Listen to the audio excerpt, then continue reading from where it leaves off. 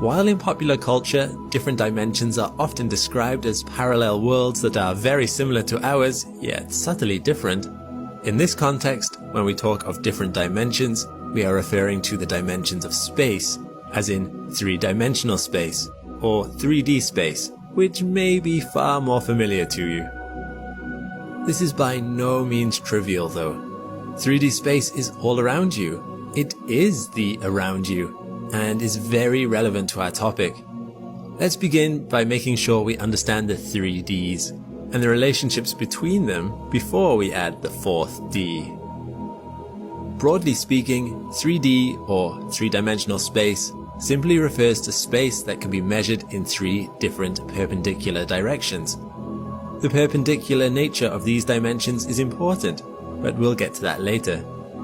Three-dimensional space is usually described as having height, width, and depth, and they all have 90-degree angles between them. Simply put, objects like us that exist in 3D space can move left and right, up and down, and forwards and backwards. We are comfortable with this kind of space. Using this as our basis, it becomes much easier to imagine what we mean by 2D space and even 1D space. To move from one space to another, all we need to do is remove or add an extra dimension of measurement or movement that must be a 90-degree angle from all previously existing angles. So, 2D objects move in a plane that's bounded by the X and Y directions, or the X and Z directions, or the Y and Z directions, but not all three at once. 1D objects can only move either along X or Y or Z. Imagine a person who lived in such a 1D world. Their whole existence would be found either moving one way or the other. All of reality would exist either to the left or to the right of them, and would appear as a singular dot. They could not move or see in any of the other directions, and probably could not even comprehend such directions as even existing. Photons whizzing by them would only be visible if they entered the singular line that was a 1D person's whole area of existence. Now, adding extra directions of movement is what's needed to move things up from 1D to 2D to 3D. So, in theory, we can predict what we need to do if we were to jump to 4D. However, here we hit a snag. While it's easy to draw a line that's perfectly perpendicular to a single other line, or to draw another line on top of those lines that is perpendicular to the two previous lines, how would we draw a fourth line that's perpendicular to all three? Surely such a thing is impossible. Well, within 3D space, such a thing is impossible. The best we can do is draw approximations. For instance, it's possible to draw an approximation of a 3D shape on 2D paper by doing something like this. These lines are all two-dimensional, but we look at this and our brain recognizes that this is a picture of a 3D shape. So, in the same way, we could probably do something similar to what a 4D object might look like using just 3D lines. Mathematicians have attempted to do this, although their results tend to be a little confusing. Although this is mathematically sound as a basis for a 4D object, I personally don't find my understanding of 4D space deepened by looking at it, so I won't focus on it in this video. There is some evidence, however, that a fourth direction exists, and we are moving along it right now. That fourth direction, or dimension, is time. Einstein predicted this connection when he linked space and time into one unified space-time in his theories of relativity. According to him, time and space are two parts of the same thing. To me, this connects with 4D space very nicely. Just as there is no real difference between the Z and the X or Y directions, so too would there not be any difference between time and space if time is just another direction, albeit one that we can't see. And time is important. Without time, our 3D space wouldn't move. It would perpetually be in one state, because it's time that allows us to move about in it. But why can't we see it? Why can't we look in the direction of time? To explain this, let's look at the difference between the different dimensional spaces by visualizing a standard 3D space. But because we want to eventually see all of space and time in one model, let's cheat a little. Let's compress all of 3D reality as we know it into a flat, two-dimensional place.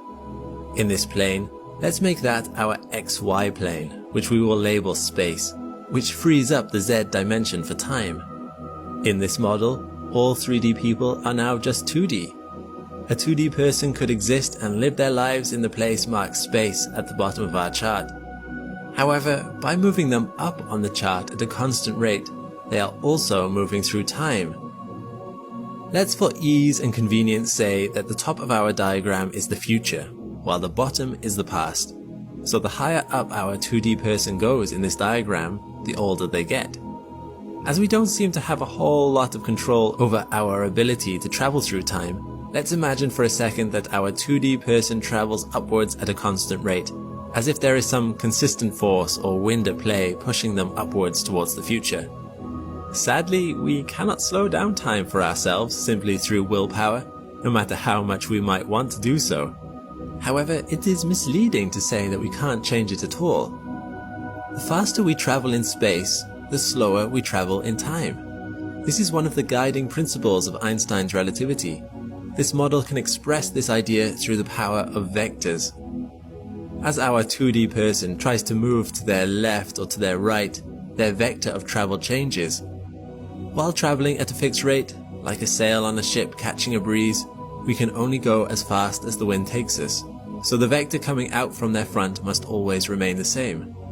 To travel the fastest through time, our 2D person must orient his vector completely in the future direction, or upwards.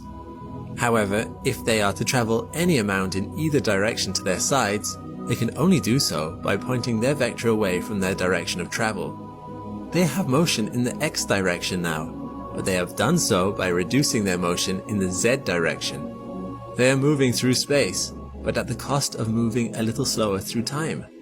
Taking this to its furthest extreme, our individual has completely flipped on their side and now only has motion in the direction of X and none in the direction of Z. They have velocity in space, but not time. So I suppose this implies our vector is the speed of causality, or the speed of light. If this is the speed we're talking about, then moving at low speeds through space would not have any noticeable difference in our speed through time. We'd have to go really fast before we started to notice anything. The vector still mostly points upwards. An interesting result of this model is that, from the 2D man's perspective, nothing has really changed. He has his own view of what reality is. For him, the vector coming out of his chest is still time. The dimensions of the plane he's lying flat on is his space. To him, it's the rest of the universe that's gone a little weird, but he himself is perfectly normal. However, once he reorients himself, it is clear that the rest of the universe has moved on without him. This is clearer if we add a second 2D person. Initially, both of our individuals do not move in space. All of their vector is pointing in the direction of time. Nothing that strange seems to happen so far. However, if our stick man on the right turns and vectors at near the speed of light for a bit, then reorients himself, while the second 2D man on the left just stays where he is, it becomes clear that our 2D men have not moved at the same rate through time. Assuming that our two stick men can somehow still see each other, let's imagine that they somehow project an image of themselves onto the other person's space plane. They immediately notice that there is a difference in age. The one who traveled at the speed of light did not advance so quickly through time as the other, who remained stationary and so is younger. But why do we find this model so compelling? Well, it is because of what those projections would look like during changes in direction. From the point of view of the first stick man, initially the projection of their friend seems fairly normal. However, as they start traveling very quickly in space, and their vector oriented in a direction away from time, a 2D shape reveals its inherent flatness. And from a face-on perspective, it goes from this to this. The speedily traveling stickman appears to flatten, with an effect that's more pronounced the faster they go, and the flattening takes place in the direction of their travel. The stickman who remains stationary might wonder at the strange change that is occurring to their friend, never comprehending that it represents a reorientation of a 2D figure in 3D space. Now, what captures my imagination about this is that this same thing happens in real life. According to Einstein's theories of relativity, Objects traveling at great speeds in 3D space would appear from an external observer to flatten in the direction of their travel. This squishing effect happens exactly in line with this model and is to do with time dilation. However, from the person who's traveling's perspective, they do not flatten, but it is the rest of the universe that warps. I talk about this in greater depth in another video of mine, where we can see the effects of spatial warping in a computer model. From their perspective, everything would stretch at the edges of their vision, while their destination would seem further away, which is again what this model would predict. The only difference is that in this model we're just exploring a 2D object stretching, so the stretch is only in one direction, while in real life it's 3D, which means it stretches in two directions instead.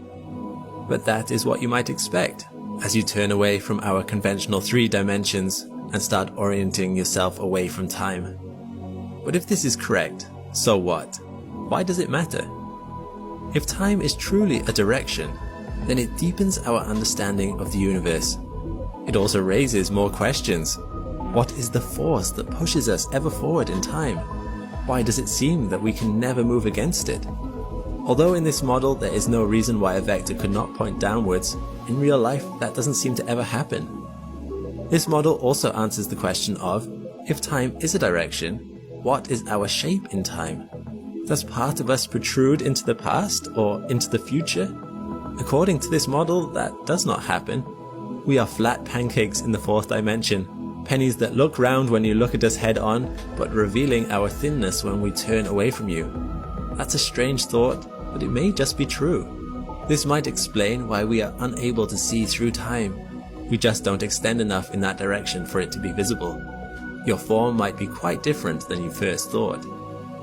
Of course, this model is just a theory of ours, although we have tried to base it on scientific observations and conventional theory.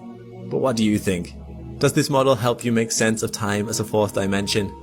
Please leave your ideas in the comments below on the nature of time and what it might actually be instead.